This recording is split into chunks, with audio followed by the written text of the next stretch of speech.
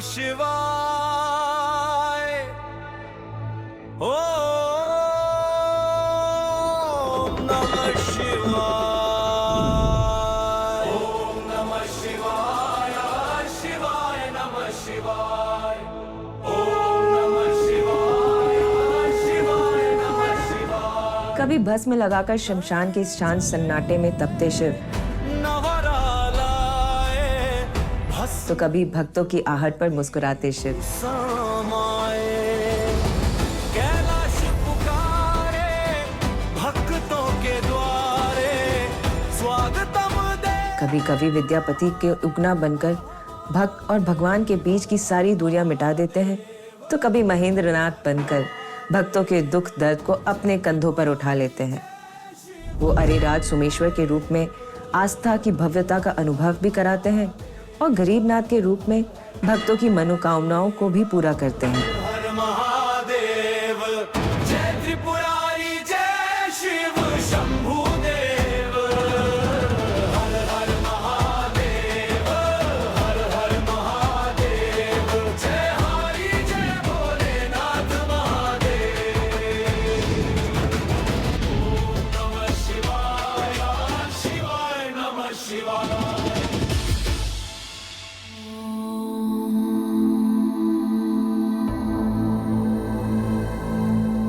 नमस्कार दोस्तों, बिहार शिव सर्किट की इस अद्भुत यात्रा का ये दूसरा पड़ाव हमें शिव के कुछ ऐसे अनोखे और रहस्यमय रूपों से मिलवाएगा, जहां महादेव सेवक भी बनते हैं और स्वामी भी, रक्षक भी बनते हैं और रहस्य भी। तो आइए अपनी इस बिहार शिव सर्किट की यात्रा को आगे बढ़ाते हैं और चलते हैं उन जगहों पर जहां शिव महसूस किए जाते हैं और हर भक्त की कहानी में हमेशा जीवित रहते हैं। हर हर महादेव।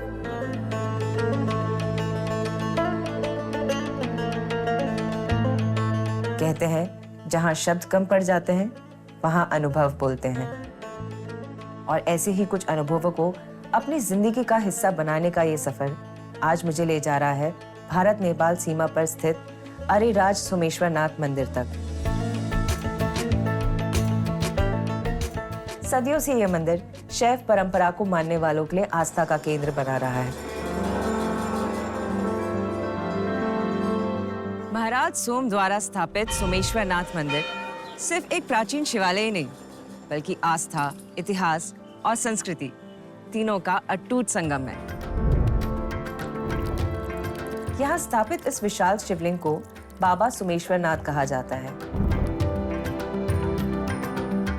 इस मंदिर की वास्तुकला पारंपरिक हिंदू शैली में बनी हुई है और यहाँ शिवलिंग के साथ नंदी और एक कुंड भी उपस्थित है। प्राचीन काल में इस क्षेत्र पर शिव के अनन्य भक्त राजा अरिरेज का शासन था और उन्होंने यहाँ तपस्या करके शिवलिंग की स्थापना की थी। तभी से यह मंदिर अरिराज सोमेश्वरनाथ के नाम से जाना जाता है।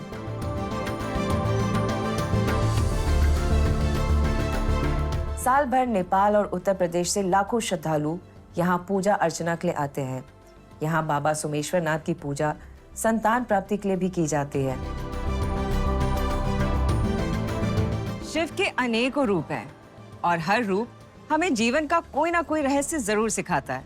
इस मंदिर की ऊर्जा ने मेरे अंदर विश्वास जगा दिया है कि दुनिया भले ही बदलती रहे, लेकिन सच्ची आस्था और करुणा हमेशा स्थिर रहती है। यहाँ खड़े होकर ये महसूस होता है कि जीवन में असली संतुलन धैर्य से ही आता है। सोमेश्वरनाथ मंदिर सिर्फ धार्मिक स्थल ही नहीं, बल्कि ये शिक्षा के क्षेत्र में भी महत्वपूर्ण भूमिका निभा रहा है। यहाँ एक प्रांगण में आपको लगभग 110 एकड़ की जमीन में, वो मठ की जमीन, और 110 एकड़ की जमीन में एक तरफ से आप कमरे बदलते चले जाइए, आप ग्रेजुएशन करके आप बाहर चले आएंगे।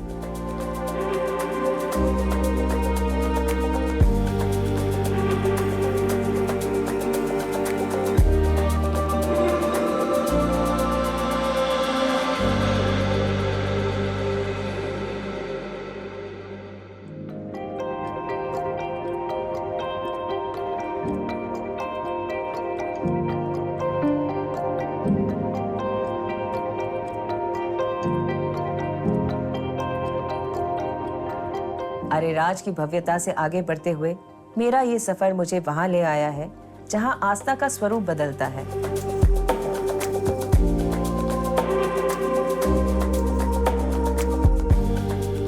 यहाँ शिव की भव्यता सादगी में और दिव्यता गरीबों को आश्रय देने वाले गरीबनाथ के रूप में सामने आती है।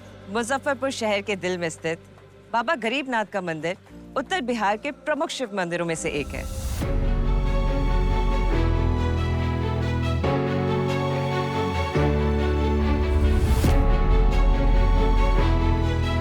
यहाँ शिवलिंग की पूजा मनोकामना लिंग के तौर पर होती है और सैकड़ों वर्ष पहले एक बरगद के पेड़ की जड़ों के नीचे से प्रकट हुआ था।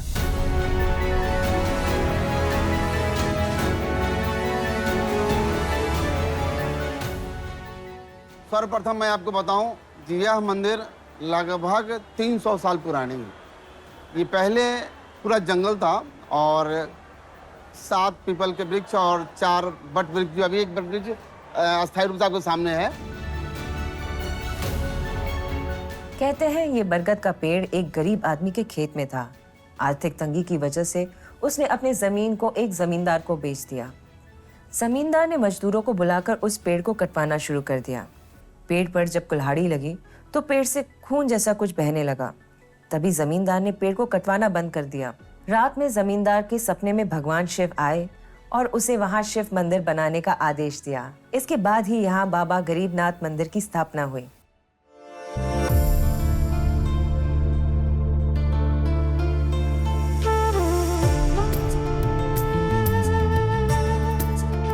शिव हर किसी के हैं, चाहे अमीर हो या गरीब, और यही भाव इस धाम को लोगों के लिए भी विशेष बनाता है। जहां एक और गरीबनाथ धाम करुणा और भक्ति की कहानी कहता है, वहीं पास ही के इतिहास के अद्भुत अध्याय सदियों से शांति का संदेश दे रहे हैं। यहीं से कुछ दूर स्थित केसरिया स्तूप, जो एशिया का सबसे ऊंचा बौद्ध स्तूप माना जाता है, साथ ही मोतिहारी का गांधी संग्रहालय और चंपारण सत्याग्रह से जुड़ी जगह इस सफर को ऐतिहासिक महत्व भी देती हैं। बिहार की इस धरती पर अनेकों चमत्कार हुए हैं और हर चमत्कार में भगवान शिव की झलक दिखती है। शिव शांति के करुणा भरे संदेश से लेकर पूरे भारत को एक संगठित शक्ति के रूप में खड़ा करने के साहस तक, शिव की दिव्यता और उनके लिए आस्था यहाँ हर जगह है। यही आस्था मुझे ले आई है अब मेरे अगले पड़ाव पर, सिवान जिला मुख्यालय से लगभग 30 किलोमीटर दूर मेहंदार के महेंद्रनाथ धाम में।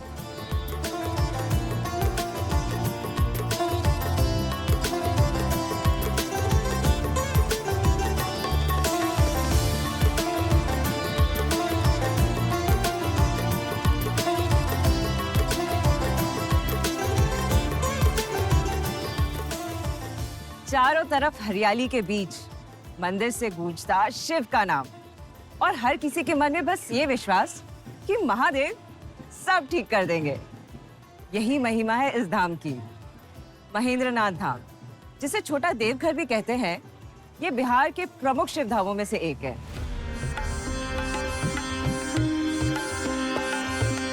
सत्रहवीं सदी में बने इस मंदिर का निर्माण भले ही लखोरी ईंट और गौरे से हुआ हो, लेकिन 500 साल बीत जाने के बाद भी इसकी मजबूती अटूट है। इन खंभों पर खड़ा ये मंदिर अपने आप में अद्भुत है, क्योंकि ये पूरा ढांचा एक ही पत्थर से बना है और इसमें कहीं भी कोई जोड़ दिखाई नहीं देता। इस मंदिर का महत्व इतना है कि सावन के महीने में लाखों श्रद्धालु यहाँ गंगा जल अर्पित करने आते हैं। हम तो श्रीमद् भागवत के भाव में यहाँ पहुँचे और हिमाचल का एक छोटा सा गांव है डिस्ट्रिक्ट सोलन में, कुराहू, वहाँ से बेसिकली हम ही हैं। जो काशी विश्वनाथ जी में एनर्जी मिलती है, आनंद मिलता है, वही आनंद, वही एनर्जी यहाँ भी मिलती है। हजारों लाखों करोड़ों लोग यहाँ आकर दर्शन करते हैं और बाबा महेंद्रनाथ जी का दर्शन पाकर अपने जीवन को कृतार्थ करते हैं। नेपाल के राजा महेंद्र वीर विक्रम शाहदेव के नाम से विख्यात इस मंदिर से जुड़ी कथा भी कम अद्भुत नहीं है। एक समय राजा महेंद्र विक्रम शाहदेव गंभीर रोग से पीड़ित थे। काशी तक इलाज के लिए गए, लेकिन कोई फायदा नहीं हुआ। निराश होकर लौटते समय जब वो मेहंदार पहुंचे तो रात में उनके सपने में शिव जी आए और कहा, तुम जिस तालाब के किनारे सोए हो, सुबह उठकर उसी तालाब में नहाना, तुम्हारी बीमारी ठीक हो जाएगी। उसके बाद किनारे पर एक शिवलिंग दिखेगा, उस पर जल चढ़ा देना और यहाँ एक शिवालय बनवा देना।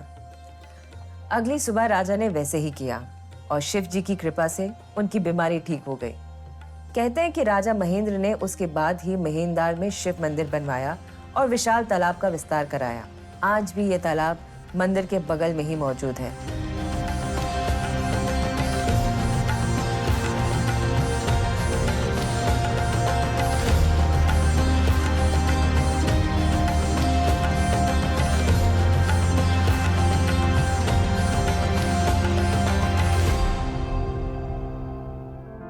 नमस्ते, मेरा नाम अपराजिता राज है।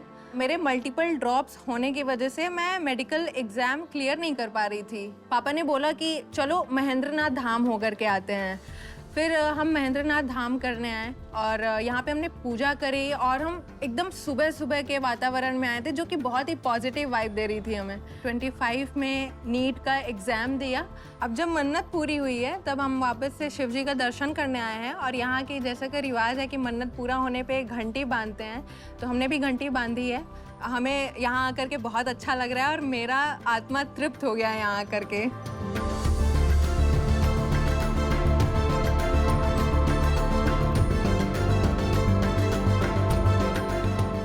सिवान की धरती ने मुझे ये सिखाया कि अपने आराध्य पे अटल विश्वास हमें हर मुश्किल से पार पाने की शक्ति देता है, क्योंकि महादेव अगर एक बार हाथ पकड़ ले तो वो अपने भक्त को भी छोड़ते नहीं, बल्कि उसे जन कल्याण का माध्यम बना देते हैं।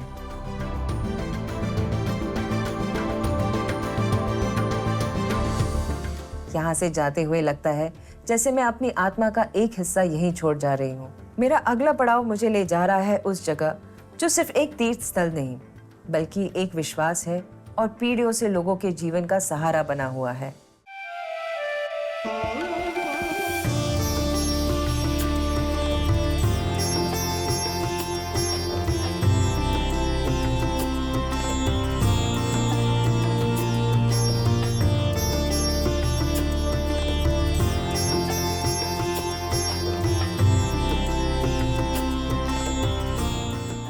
कहते हैं यहाँ कभी महर्षि श्रृंगी ने घोर तपस्या की थी और उनकी साधना से प्रसन्न होकर स्वयं महादेव ने यहाँ शिवलिंग के रूप में प्रकट होकर इस भूमि को पवित्र कर दिया। महर्षि श्रृंगी द्वारा स्थापित शिवलिंग के कारण ही इसे श्रृंगीश्वर यानी श्रृंगी श्रीश के ईश्वर के नाम से जाना गया, जो बाद में चलकर सिंहेश्वर हुआ।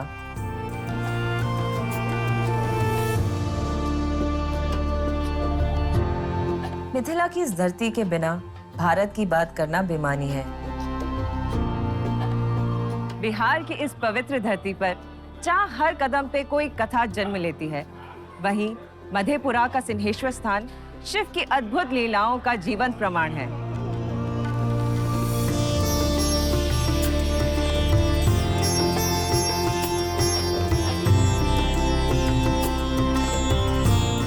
इस मंदिर का वर्णन वराह पुराण में भी मिलता है।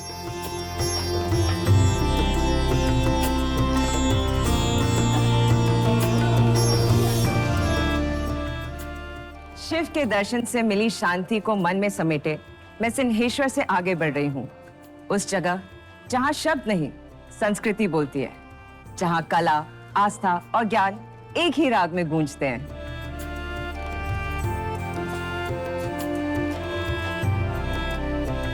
यहाँ कदम रखते ही मुझे लगा जैसे हर खेत, हर तालाब भक्ति और चमत्कार की कोई कहानी सुना रहा हो। इसी भक्ति और चमत्कार का नाम है यहाँ का कुशेश्वर नाथ मंदिर। जितना अद्भुत ये मंदिर है, उतनी ही अद्भुत इससे जुड़ी कहानियां भी हैं और हर कहानी का अपना महत्व और अपनी मान्यताएं भी हैं। कहा जाता है कभी यहाँ एक गाय रोज एक ही जगह पर दूध देती थी। रोज इस घटना को देखने वाले एक चारवाहे ने एक दिन जब यहाँ खुदाई की तो उसे एक शिवलिंग मिला। रात को भगवान शिव ने सपने में उसे कहा कि यहाँ एक मंदिर बने, और जिस जगह पर चरवाहे द्वारा मंदिर स्थापित हुआ वही जगह कहलाई कुशेश्वर धाम।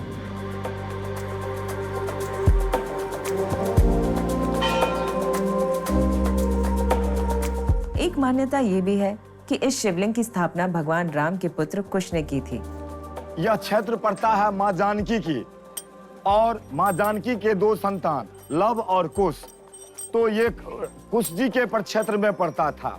तो कुश जी एक बार मिथिलांचल पावल धरती को भ्रमण करने के उद्देश्य से इस धरा पर में आए थे। कुश जी के मन में शंकर जी का दर्शनार्थ हेतु हृदय में जिज्ञासा जगा। कुश जी ने यहाँ पर में साधना पर में बैठ गए। तो भगवान शंकर जी कुश जी का भक्ति भाव में देख करके प्रसन्न होकर के एक शिवलिंग लेकर के दिए उनके हाथ में और अपने नाम से कुश का ईश्वर कुशेश्वर नाम से इस शिवलिंग का आप स्थापना कीजिए और मैं यहाँ भवानी के साथ सदैव निवास करूंगा। हमारी भक्ति का फल स्वयं शिव जी ही हैं। यदि वे मिल जाए तो समझिए सभी पूजा पाठ सफल हो गया। आज यही कुशेश्वर धाम लाखों श्रद्धालुओं की अटूट आस्था का प्रतीक है, लाखों भक्तों के विश्वास का केंद्र है। यहाँ का स्वयंभू शिवलिंग हर मनोकामना को पूरी करने वाला माना जाता है। साल भर इस मंदिर में नेपाल, झारखंड, बंगाल, बिहार के भक्तों का आना जाना लगा रहता है।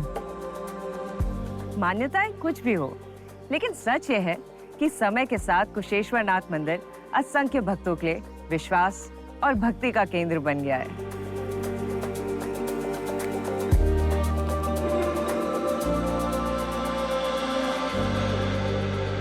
यहाँ की हवा में मधुबनी कला की सुगंध है और पास ही पक्षियों की चहचहाहट भी। कुशेश्वर नाथ धाम सिर्फ श्रद्धा का ही नहीं बल्कि एक समृद्ध संस्कृति का भी प्रतीक है। ये क्षेत्र अपनी मधुबनी कला में लोक कथाएं से लेकर मिथकीय कथाएं और प्रकृति के दृश्यों को प्रस्तुत करने के लिए भी प्रसिद्ध है। यहाँ की स्त्रियां जब पेंटिंग बनाती हैं तो मानो अपनी आत्मा को कैनवस पर उतार देती हैं। कला जब भक्ति बन जाए तो वो चित्र नहीं, साधना बन जाती है और मिथिला की पेंटिंग उसी साधना की पहचान है, जहाँ कलाकार अपनी चेतना को रेखाओं में और अपने विश्वास को रंगों में बुन देते हैं। जब भक्ति चित्रों से निकलकर स्वरों में बहने लगे तो वही नचारी कहलाती है।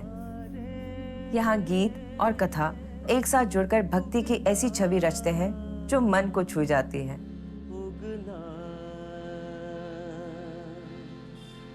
उगना रे मोरा कतय गेला,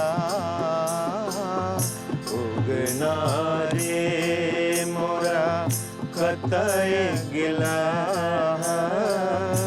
कतय गेला शिव, कतय गेला शिव, किदहु भेला उगना रे मोरा कतय गेला। मैं ये जानना चाहूंगी कि ये लोकगीत क्या इतिहास क्या है और ये कब से आप लोग ये गाना गा रहे हैं? यहाँ एक बहुत प्रसिद्ध कवि हुआ करते थे जिनका नाम विद्यापति जी था और वो शंकर भगवान के बहुत बड़े भक्त थे। विदेशों में भी जो है विद्यापति के गीत प्रचलित है और लगभग उनकी रचना मैथिली अंगिका भाषा में है और वो सारे गीत जो विद्यापति के हैं वो एक नचारी है। वो शंकर भगवान की नचारी कहा जाता है उनको। और यहाँ की भाषा में लोग गांव में बैठ के, घर में बैठ करके उसकी गीतों को गुणगान करते हैं, शंकर भगवान का गुणगान करते हैं। उनकी आशा रहती है कि हो सकता है शंकर भगवान उगना बन के दर्शन दिए, उसी तरह जो है हमको भी भगवान दर्शन दे दे। इसलिए विद्यापति के गीतों को यहाँ समस्त पूरे संसार में गाया जाता है। ये वही उगना महादेव की मंदिर है। कहते हैं महाकवि विद्यापति शिव जी के परम भक्त थे और अपनी कविताओं और गीतों के जरिए महादेव के प्रति अपनी भावनाओं को प्रकट करते थे। उनकी इसी निश्चल भक्ति से प्रसन्न होकर एक दिन खुद महादेव ने उगना नाम के सेवक का रूप धारण किया और उनके घर आकर उनकी सेवा करने लगे। सोचिए, ये वही शिव है जो कैलाशपति हैं, देवों के देव हैं, लेकिन एक भक्त की पुकार ने उन्हें साधारण मानव का सेवक बना दिया। यही है भक्ति की असली शक्ति, जहाँ भगवान और भक्त का भेद मिट जाता है। कहते हैं एक दिन विद्यापति को प्यास लगी और उन्होंने उगना से पानी मांगा। उगना पास के कुएं से पानी लाए पर प्यास नहीं बुझी। तब उगना ने गंगा जल पिलाया। गंगा जल पीते ही विद्यापति चौंक गए और समझ गए कि ये साधारण सेवक नहीं बल्कि स्वयं महादेव हैं। उन्होंने शिव जी के चरण पकड़ लिए तो शिव को अपने वास्तविक रूप में आना पड़ा। महादेव ने कहा कि वह उगना बनकर उनके साथ रहेंगे, लेकिन उनका वास्तविक रूप किसी को पता नहीं चलना चाहिए। एक दिन गलती से विद्यापति की पत्नी उगना को चोट पहुंचाने लगी। तभी विद्यापति ने कहा, ये तो भगवान शिव है और तुम उन्हें मार रही हो। ये शब्द निकलते ही महादेव अंतर्ध्यान हो गए। अपने आराध्य को ढूंढते विद्यापति जंगलों में भटकने लगे। तभी महादेव ने दर्शन दिए और कहा कि अब मैं तुम्हारे साथ नहीं रह सकता, लेकिन उगना के रूप में जो समय साथ रहा उसका प्रतीक शिवलिंग के रूप में मैं तुम्हारे पास हमेशा रहूंगा। भवानीपुर का ये मंदिर उसी चमत्कार का प्रतीक है। यहाँ के लोगों का आज भी यही विश्वास है कि अगर भक्ति सच्ची हो तो भगवान खुद आपके जीवन का हिस्सा बन जाते हैं।